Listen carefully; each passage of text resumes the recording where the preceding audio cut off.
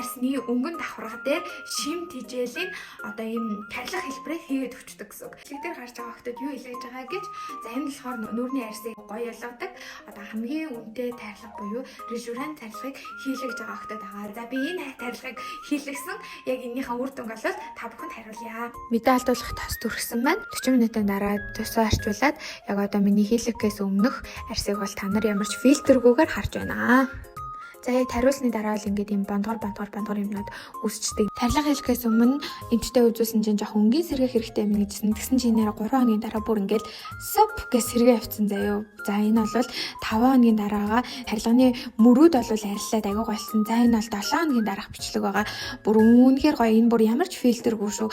Ингээд арьсны өнгө цайгаад гүлийгөөд ирсэн байгаад энэ тарилгыг бол нэмэлгөө сая гарын төгрөгөөр хийдэм байлээ. За сандар мэд эмнэлгэн болохоор нийлэн хямдхан үн баяу одоо 800 мянган төгрөгөөр энэ тарилгыг хийдэг. Яг лацтай нь оруулж ирээд тэгээд тарилганыхаа бүр он сарыг харуулж агаад хийж өгдөг учраас та ерөөсөө санаа зовоолтгүй 100% итгээд хийлгэж болох нэ.